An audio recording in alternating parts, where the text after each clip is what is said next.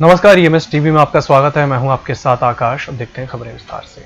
प्रधानमंत्री नरेंद्र मोदी ने मंगलवार को 10 राज्यों के मुख्यमंत्रियों से चर्चा कर कोरोना वायरस महामारी की मौजूदा स्थिति की समीक्षा की।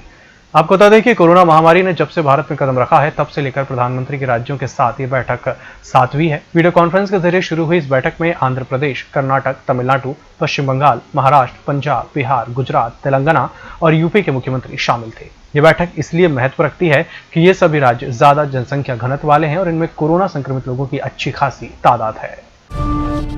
जमानत की एक याचिका पर सुनवाई के दौरान भारत के चीफ जस्टिस शरद अरविंद बोबड़े ने दिलचस्प टिप्पणी की। उन्होंने याचिकाकर्ता से पूछा कि क्या वे जमानत चाहते हैं। जब आज कृष्ण का जन्म जेल में हुआ था, एक मामले की सुनवाई के दौरान आरोपी पक्ष ने जमानत मांगी तो चीफ जस्टिस ने पूछा कि आज कृष्ण का जन्म हुआ था और जेल में क्या था, क्या आप जेल में रहना चाहते हैं या फिर बेल लेना चाहते हैं, आप निश्चिंत हैं कि आप जेल से बाहर आना चाहते हैं। इस पर याचिकाकर्ता के वकील ने कहा कि वे जमानत चाहते हैं। चीफ जस्टिस ने आरोपी को जमानत देते हुए कहा कि अच्छा है, आप धर्म से इतना ज्यादा नहीं जुड़े हैं। एक रिसर्च के अनुसार अप्रैल-जून तिमाही में परिवारों का ग्रोसरी और पर्सनल केयर के प्रोडक्ट पर खर्च करीब 2 साल के उच्चतम स्तर पर पहुंच गया है। इसकी वजह यह बताई जा रही है कि कोरोना काल में लोगों ने बहुत सारे प्रोडक्ट खरीदकर उनका स्टॉक बना लिया है। फास्ट मूविंग कंज्यूमर गुड्स का बाजार करीब 4.3% बढ़ा है। यह आंकड़े निल्सन के आंकड़ों से बिल्कुल उलट हैं, जिसमें कहा गया था कि बाजार 18% तक गिरा है। ओवरऑल देखा जाए तो अधिकतर कंपनियों ने या तो गिरावट दर्ज की या फिर तिमाही में तगड़ी सेल दर्ज की है। डॉक्टर कफील खान के मामले में सुप्रीम कोर्ट ने इलाहाबाद हाई कोर्ट से कहा है कि वह इस मामले की मेरिट पर तेजी से विचार सुनवाई करे। 15 दिन के अंदर तय करे कि डॉक्टर कफील खान को रिहा किया जा सकता है या नहीं। आपको बता दें कि डॉक्टर कफील खान अलीगढ़ मुस्लिम विश्वविद्यालय में संशोधित नागरिकता कानून यानी कि सीए के विरोध में हो रहे प्रदर्शनों के दौरान भड़काऊ बयान देने के आरोप में एनएसए के तहत जेल में बंद है। आपको बता दें कि गोरखपुर के डॉक्टर कफील को हिरासत में लेने के खिलाफ यह अर्जी कफील की मां नुजहत ने दाखिल की थी।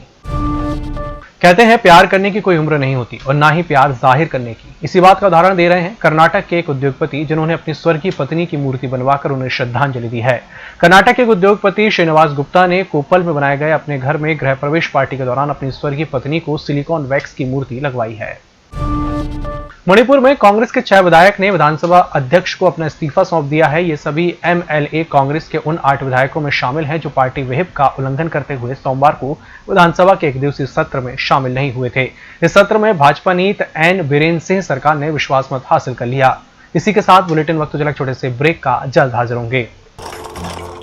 मैं हूँ डेंगू फाइटर और मैंने अपने घर में इंसान के सबसे बड़े दुश्मन मच्छर को हराया है। अरे आप लोग सोच रहे होंगे कि मैंने इतनी बड़ी जंग जीती कैसे? तो आइए बताता हूँ। डेंगू मच्छर के काटने से होता है और पानी ठहरेगा जहाँ मच्छर पलेगा वहाँ। इसीलिए उठाइए डेंगू के खिलाफ 5 बड़े कदम। छत एवं घर के आसपास अनुपयोगी सामग्री में पानी जमा न होने दें। सप्ताह में 1 दिन गमले, डिब्बे, बाल्टी, कूलर आदि का पानी खाली कर इसे सुखाकर भरें। कूलर में लगी पुरानी खस को जलाकर नई खस लगाएं। पानी के बर्तन को हमेशा ढक कर रखें। सोते समय मच्छरदानी का उपयोग करें। बुखार के लक्षण आते ही शासकीय चिकित्सालय जाएं और निशुल्क उपचार पाएं। याद रखें, शीघ्र उपचार जान बचाएगा, विलंब घातक होगा। हमारी जिंदगी हमारी लड़ाई। ब्रेक के बाद एक बार फिर से आपका स्वागत और बढ़ते हैं अगली खबर की ओर। सुप्रीम कोर्ट ने महिलाओं के हक में एक बड़ा फैसला दिया है। कोर्ट ने कहा है कि पिता के पैतृक की संपत्ति में बेटी का बेटे के बराबर हक होगा, थोड़ा सा भी कम नहीं। उसमें कहा गया है कि बेटी के जन्म के साथ ही पिता की संपत्ति में बराबर का हकदार हो जाती है। देश की सर्वोच्च अदालत की 3 जजों की पीठ ने स्पष्ट कर दिया कि भले ही पिता की मृत्यु हिंदू उत्तराधिकार कानून 2005 लागू होने से पहले हो गई हो, फिर भी बेटियों को माता पिता की संपत्ति पर अधिकार होगा। सुप्रीम कोर्ट ने इस बात पर जोर दिया कि पिता की पैतृक संपत्ति में बेटी को अपने भाई से थोड़ा भी कम हक नहीं है। पश्चिम बंगाल विधानसभा चुनाव की सरगर्मी बढ़ते ही मेघालय के राज्यपाल और भाजपा नेता तथागत रॉय ने सक्रिय राजनीति में लौटने के संकेत दिए हैं। 74 वर्षीय नेता ने कहा कि उन्हें पता है कि उनकी बात जनता को रास नहीं आएगी, मगर उनकी इच्छा यही है। राय 2002-2006 तक प्रदेश भाजपा के मुखिया थे और 2002 से 2015 तक भाजपा की राष्ट्रीय कार्यकारिणी के सदस्य थे। उन्हें मई 2015 में त्रिपुरा का राज्यपाल नियुक्त किया गया और अगस्त 2018 में उन्हें मेघालय का राज्यपाल बनाया गया है। गुजरात में अब मास्क नहीं पहनने पर 1000 रुपए का जुर्माना होगा। राज्य में कोरोना संक्रमितों की संख्या लगातार बढ़ने और अगस्त माह में जन्माष्टमी, गणेश उत्सव, मुहर्रम जैसे त्योहार के दौरान लोगों को एकत्र होने से रोकने के लिए भी सरकार प्रयास कर रही है। मुख्यमंत्री विजय रूपाणी ने बताया कि गुजरात उच्च न्यायालय के निर्देश पर राज्य में मास्क नहीं पहनने पर जुर्माना राशि को बढ़ाकर 1000 रुपए किया गया है। गुजरात के अहमदाबाद में पुलिस ने 32 साल की महिला के खिलाफ अपने पति को आत्महत्या के लिए उकसाने का मामला दर्ज किया है। उसके पति ने हाल ही में आत्महत्या कर ली। उसे शिकायत थी कि 22 महीने की शादी के दौरान उसकी पत्नी ने उसके साथ शारीरिक संबंध नहीं बनाने दिए। पुलिस ने जयंती वकील चौल की रहने वाली गीता परमार के खिलाफ मामला दर्ज कर लिया है। यह केस महिला के मृत पति सुरेंद्र सिंह की मां मूली परमार की शिकायत के आधार पर दर्ज किया गया है। सीमा विवाद और तल्ख बयानबाजी के बीच भारत और नेपाल 9 महीने बाद पहली बार बातचीत करेंगे। 17 अगस्त को काठमांडू में यह बातचीत होगी। औपचारिक तौर पर इसका एजेंडा भारत द्वारा नेपाल में चलाए जा रहे प्रोजेक्ट्स की समीक्षा है, लेकिन दोनों देश सीमा विवाद समेत कुछ दूसरे मुद्दे पर भी बातचीत कर सकते हैं। नेपाल की तरफ से विदेश मंत्रालय में सचिव शंकर दास बैरागी शामिल होंगे। भारतीय दल की अगुवाई नेपाल में भारत के राजदूत विनय मोहन क्वात्रा करेंगे।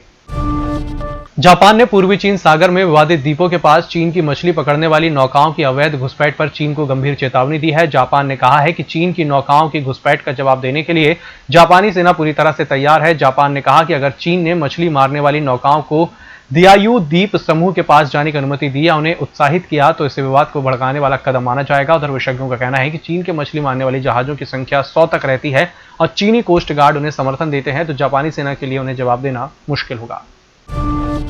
पाकिस्तान के प्रधानमंत्री इमरान खान भारत के खिलाफ संयुक्त राष्ट्र में इस्लामिक देशों का एक अनौपचारिक गुट बनाए जाने की पाकिस्तानी चाल को विफल करने वाले मालदीव को मनाने में जुट गए हैं। इमरान खान ने मालदीव के राष्ट्रपति इब्राहिम सोहिल के साथ फोन पर बातचीत की है। उनसे दोनों देशों के बीच मजबूत संबंधों की गुहार लगाई गई है। इससे पहले इमरान खान बांग्लादेश की प्रधानमंत्री शेख हसीना को भी फोन कर चुके हैं। पाकिस्तानी प्रधानमंत्री कार्यालय की ओर से जारी बयान में कहा गया है कि इमरान खान ने मालदीव से संबंधों को मजबूत करने की गुहार लगाई है। दुनिया भर की सरकारें सबसे पहले स्वास्थ्य कर्मियों को कोरोना वायरस का टीका लगाने पर विचार कर रही हैं। उधर दक्षिण चीन सागर से लद्दाख तक दादागिरी दिखा रहे चीन ने सबसे पहले अपने सैनिकों को कोरोना का टीका लगाना शुरू कर दिया है। पीपल्स लिबरेशन आर्मी की मदद से बनाई चीनी कोरोना वैक्सीन बड़े पैमाने पर सैनिकों को लगाई जा रही है, वह भी तब जब चीन की कोरोना वैक्सीन का तीसरे चरण पर ट्रायल चल रहा है। इसके नतीजे आने से पहले ही चीन ने सैनिकों को लगाना शुरू कर दिया है। दुनिया की पहली कोरोना वायरस वैक्सीन अप्रूव हो गई है। रूस के राष्ट्रपति व्लादिमीर पुतिन ने मंगलवार को ऐलान किया। उन्होंने कहा कि रूस में बनी पहली कोविड-19 वैक्सीन को हेल्थ मिनिस्ट्री से अप्रूवल मिल गया है। पुतिन ने यह भी बताया कि उनकी बेटियों को यह टीका लगाया जा चुका है। रूस के राष्ट्रपति ने कहा कि इस सुबह दुनिया में पहली बार नए कोरोना वायरस के खिलाफ वैक्सीन रजिस्टर्ड हुई। उन्होंने उन सभी को धन्यवाद दिया जिन्होंने इस वैक्सीन पर काम किया। पुतिन ने कहा कि वैक्सीन जरूरी टेस्ट से गुजरी है और उनकी दोनों बेटियों को भी टीका लगा है, वे ठीक महसूस कर रही हैं। बेलारूस में 65 वर्षीय राष्ट्रपति लुकाशेंको छठी बार राष्ट्रपति चुनाव जीत गए हैं। उन्होंने विपक्ष की उम्मीदवार स्वेतलाना तिखानोसा को हरा दिया है। राष्ट्रपति जब 1994 में पहली बार चुनाव में जीतकर सत्ता पे आए तो स्वेतलाना 9 साल की थी। अब 37 साल की स्वेतलाना ने लुकाशेंको की सत्ता को चुनौती दी। नतीजों के बाद मीडिया से चर्चा में कहा गया कि लोगों का सड़कों पर उतरकर विरोध जताना स्पष्ट संदेश है कि चुनाव में धांधली हुई है। मेरी रैलियों में उमड़ी भीड़ से तय था कि लोग बदलाव चाहते हैं, पर ऐसा होने नहीं दिया गया। स्वेतलाना ने कहा कि भले ही चुनाव हार गई हूं, पर हिम्मत नहीं, तानाशाही के खिलाफ मेरा संघर्ष जारी रहेगा। और अब बात करते हैं न्यूजीलैंड की। न्यूजीलैंड में 102 दिन में पहली बार कोरोना संक्रमण का मामला सामने आया है। एक ही परिवार के 4 लोग संक्रमित पाए गए हैं। प्रधानमंत्री जेसिंडा अर्डन ने खुद मीडिया को इसकी जानकारी दी। जेसिंडा ने यह भी कहा कि देश के पास इस तरह के हालात से निपटने के लिए इमरजेंसी प्लान तैयार है। अब 3 दिन ऑकलैंड में लॉकडाउन रहेगा। आपको बता दें कि न्यूजीलैंड सरकार ने कोरोना के हालात से निपटने के लिए 4 स्टेप वाला प्लान किया था। दुनिया में कोरोना वायरस संक्रमण के अब तक 2,24,07,575 मामले सामने आ चुके हैं। इनमें से 1,31,10,934 मरीज ठीक हो चुके हैं, जबकि 7,38,701 लोगों की मौत हो चुकी है। जापान के स्वास्थ्य मंत्रालय ने सोमवार को इस बात की जानकारी दी। बीते 24 घंटों में यहां 196 मामले और 5 मौतें हुई हैं। अब तक देश में 49,630 मामले सामने आए और 1,065 लोगों की जान गई है। यहां राजधानी टोक्यो सबसे ज्यादा प्रभावित है। पाकिस्तान और सऊदी अरब के बीच बड़ी दूरियों को army chief general Qamar Javed Bajwa ने कम करने की पहल की है। बाजवा ने सोमवार को सऊदी अरब के राजदूत नवाफ सईद अल मलकी से मुलाकात की। पाकिस्तानी सेना के मुताबिक बाजवा ने सऊदी के राजदूत से आपसी हितों, क्षेत्र में सुरक्षा की स्थिति और दोनों देशों के बीच रक्षा संबंधों को मजबूत करने पर चर्चा की। पाकिस्तान के विदेश मंत्री शाह महमूद कुरैशी ने कश्मीर मुद्दे पर साथ नहीं देने के लिए 2 बार सऊदी अरब की आलोचना की थी। अमेरिका के शिकागो में लगातार दूसरे दिन लूटपाट और हिंसात्मक घटनाएं हुई। हजारों की संख्या में लोग सड़क पर उतर आए और शॉपिंग मॉल, दुकानों में तोड़फोड़, लूटपाट और आगजनी की। पुलिस के ऊपर फायरिंग भी की। इसके जवाब में पुलिस ने भी फायरिंग की। इसमें कई लोगों के घायल होने की सूचना है। हालांकि पुलिस इससे इनकार कर रही है। मीडिया रिपोर्ट्स के मुताबिक हिंसा के चलते यहां के औद्योगिक क्षेत्र मैग्निफिसेंट माइल समेत शहर के कई इलाकों में इस तरह की हिंसात्मक घटनाएं हुई हैं। इस बुलेटिन में फिलहाल इतना ही। इसी के साथ मुझे दीजिए इजाजत। नमस्कार।